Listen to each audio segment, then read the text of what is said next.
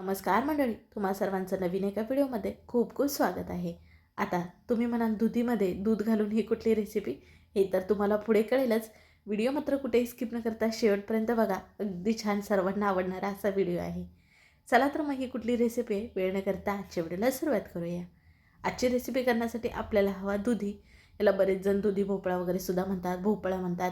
तर इथं ना कोवळा असा आपल्याला दुधी घ्यायचा आहे, जास्त जून घ्यायचं नाही कारण त्याच्यामध्ये बिया असतात ना, म्हणून असा कोवळाच मध्यम आकाराचा इथे एक दुधी घेतला आहे.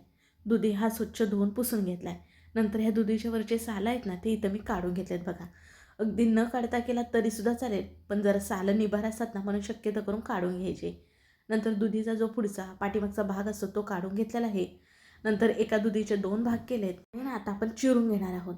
बारीक बारीक फोडी करून घेणार आहोत. पण आता माझ्याकडे वेळ कमी होता ना, म्हणून मी ही एक ट्रिक केलेली आहे. पण तुमच्याकडे जर वेळ असेल ना, तर मात्र तुम्ही दुधी खिसून घेतलात ना, तर आणखीनच छान आहे बरं का. आता माझ्याकडे खिसण्यासाठी वेळ नव्हता, म्हणून डायरेक्ट इथं मी चिरून घेतलेलं आहे. अगदी जास्त मोठ्या फोडी ठेवलेल्या नाहीत, अशा मध्यम आकाराच्याच फोडी घेतलेल्या आहेत.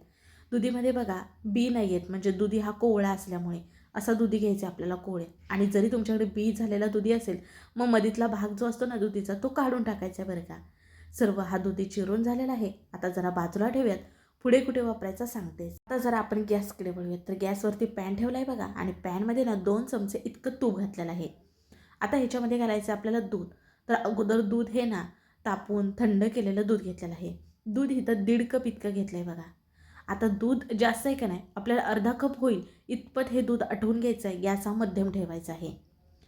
बघा दूध अगोदरपेक्षा नाही इथं आटलेलं आहे. चांगले 4 ते 5 मिनिटानंतर गॅस हा मध्यम ठेवला होता. बघा तुम्हाला इथं दूध कमी झालेलं दिसत असेल, आणि जी साई कडेला लागली ना, ती आपल्याला ह्या दुधामध्ये मिसळून घ्यायची आहे. आता ह्याच्यामध्ये आपल्याला घालायची दूध पावडर. तर इथं 1 कप भरून इतकी दूध पावडर घेतली बघा. थोडी थोडी करून आपण घालणार आहोत. एका हाताने दूध पावडर घालायची आणि दुसऱ्या हाताने मिसळून घ्यायची आहे. म्हणजे ना ह्याच्या गुठळ्या होत नाहीत बघा. एकदम संपूर्ण घालायचं नाही, नाहीतर ह्याच्या गुठळ्या होतात. आता आपण नाही तर खवा करत आहोत बरं का. तर अगदी तुमच्याकडे विकत जवळपास मिळत असेल, मग विकतचा खवा वापरला तरीसुद्धा चालेल. ही टिप्स तुम्हाला करण्याची गरज पडणार नाही. पण आता सध्या माझ्याकडे खवा नव्हता ना, मग इथे मी घरीच हा खवा करत आहे. बघा जसं मी हलवत जाईल तसं ह्याला घट्टपणा यायला लागलेला आहे. मी थोड्या थोड्या वेळानंतर तुम्हाला दाखवते बघा. ह्याचा छान एक गोळा व्हायला हवं इतपत आपल्याला हे परतत राहायचं आहे. गॅस हा खाली बारीक ठेवायचा आहे. बघा अगोदर किती पातळ होतं, आणि आता बघा तुम्हाला हे घट्ट झालेलं दिसत असेल. आणखीन आपण घट्ट होईपर्यंत हे परतून घेणार आहोत. विकतचा न आणता घरच्या घरी स्वस्तात ना, तुम्ही मावा किंवा खवा म्हणतात ना, तो करू शकता अगदी काही मिनिटामध्ये. बघा 7व्या ते 8व्या मिनिटाला छान असा ह्याचा गोळा झालेला आहे. पॅनला सोडलेला आहे ह्यानी बघा. एकदम मस्त असा तयार झाला. आता इथं आपल्याला गॅस बंद करून ना हा खवा खाली काढून घ्यायचा आहे. आपली मिठाई करण्यासाठी आपल्याला खवा लागतो बघा, जसं की गाजराची बर्फी, गाजराचा हलवा, दुधीचा हलवा. मग तुम्ही असा हा खवा घरच्या घरी करून घेऊ शकता. अगदी बघा इथं 1/2 किलो इतका हा आपला खवा झाला आहे बघा बनवून. आता हा जरा आपण बाजूला ठेवूयात. आणि इथं परत तोच पॅन ठेवलेला आहे. आणि अगोदर आपण दुधी छान बारीक बारीक चिरून घेतला होता बघा. त्या सर्व फोडी इथे घालून घेतलेल्या आहेत, छान पसरून घेतल्यात. आता आपल्याला ह्याच्यामध्ये घालायचं दूध. तर दूध आता आपल्याला इथं 1 कप इतकंच घालायचं आहे. आता हा जो दुधी आहे का नाही, ह्या दुधामध्ये ना आपल्याला शिजवून घ्यायचा आहे. आता तुम्ही म्हणाल दुधाच्या ऐवजी पाणी वापरलं तर चालेल का? वापरू शकता, पण दुधाने टेस्ट छान येते बरं का. आता बघा ह्याच्यावरती झाकण ठेवलेलं आहे एक 4 ते 5 मिनिटासाठी. म्हणजे जो दुधी आहे ना, झाकण ठेवल्यानंतर छान शिजला जाईल, लवकर नरम होईल म्हणून झाकण ठेवलं. आता हे जे दूध आहे ते पूर्णपणे आपल्याला आटवून घ्यायचं आहे. म्हणजेच की दुधी आपल्या छान प्रकारे ह्याच्यामध्ये शिजला जाईल, आणि मस्त मलाईसुद्धा येते बघा. तुम्हाला इथं दिसतच असेल. जसं दूध आटेल तसं आणि दूधसुद्धा ना आपला छान मऊसूत असा शिजला जाईल. आता तुम्हाला बघा मी थोड्या थोड्या वेळानंतर दाखवलं. दूध इथं आपलं पूर्णपणे आटलेलं आहे, आणि जो दुधी आहे तर इथं बघा मी इथं कट करून दाखवत आहे, तर छान शिजलेला आहे बघा. आता इथं आपल्याला हा गॅस बंद करून घ्यायचा आहे आणि खाली काढून घेणार आहोत. आता खाली एका तुम्ही ताटा किंवा एखाद्या भांड्यामध्ये काढून पसरून घेऊ शकता, की आपल्याला हे थंड करून घ्यायचं आहे ना. मग जर तुम्हाला लवकर थंड व्हावं असं वाटत असेल, तर मग एखाद्या भांड्यामध्ये काढून पसरून घेऊ शकता. आता मी पॅन ना असाच ठेवला होता एक 10 मिनिटासाठी. पूर्णपणे थंड झालेला आहे. आता हे मिक्सरच्या जारमध्ये ना सर्व मिश्रण काढून घेत आहे. आता आपल्याला ह्याच्यामध्ये दूध, पाणी जरासुद्धा वापरायचं नाही. मिक्सरला छान जमेल तितकं बारीक करायचं आहे. बारीक म्हणजे एकदम पेस्ट नाही, छान दाणेदार व्हायला हवं इतपत आपल्याला हे बारीक करून घ्यायचं आहे. बघा इथं तुम्हाला दिसत असेल. दुधी हा दुधामध्ये शिजल्यामुळे ना लगेच बारीक होतो, म्हणजे याची छान पेस्ट होते. बघू शकता इथं जरासुद्धा मोठे कण राहिलेले नाहीत. आता जी आपण तयार दुधीची पेस्ट केली ती पॅनमध्ये काढून घेणार आहोत. आता ह्याच्यामध्ये घालायचं आपल्याला तूप. तर तूप इथं तुम्ही तुमच्या आवडीनुसार घालू शकता किंवा अगदी नाही घातलात तरीसुद्धा चालेल. तर इथं मी 2 चमचे इतकं तूप घातलेले आहे. तुपाने छान चव येते का नाही म्हणून. आणि ही पेस्ट ना तुपामध्ये छान 1 ते 2 मिनटं इतकी परतून घेणार आहे. गॅस बारीक ठेवायचा बघा. आतापर्यंत बघा आपण कुठली रेसिपी करत आहोत हे नव्हतं सांगितलं. तर आज आपण करत आहोत दुधी वापरून ना मिल्क केक. अगदी करायला सोपा आणि खायला म्हणाल तर 1 नंबर. पुढे तुम्हाला कळेलच. आता हा दुधी तुपामध्ये परतून झाला की गोडासाठी ह्याच्यामध्ये 1 कप इतके साखर वापरले बघा. गोडाचं प्रमाण तुम्ही तुमच्या आवडीनुसार कमी अधिक करू शकता. आता छान आपल्याला सतत हलवत राहायचं आहे. साखर घातल्यानंतर हे जशी साखर वितळेल ना तसं हे पातळ होतं बघा. गॅस खाली बारीकच ठेवायचं आहे.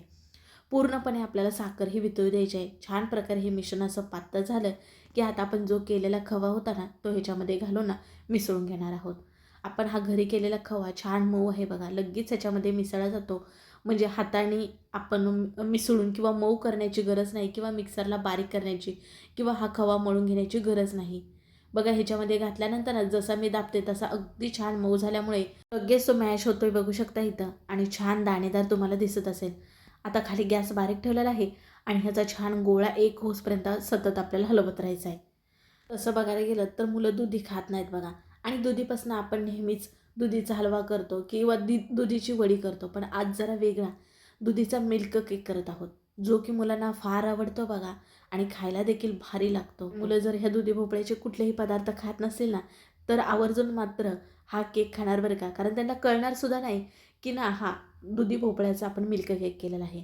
बघा जसं मी हलवत राहते तसा रंग छान इथं बदलत चाललेला आहे आणि घट्टपणा आलेला आहे आणि अगदी दाणेदार जसा आपल्याला मिल्क केक हवा अगदी तसा दिसत आहे बघा. आता हे तयार झाले. पण तयार झाले समजण्यासाठी ना एका डिशमध्ये असं मिश्रण काढायचं बघा आणि बाजूला जरा थंड व्हायला ठेवायचं. थोड्या वेळाने चेक करायचं आहे त्याचा ना एका ठिकाणी गोळा झाला पाहिजे. हे मिश्रण ना बाजूला सरकलं नाही पाहिजे.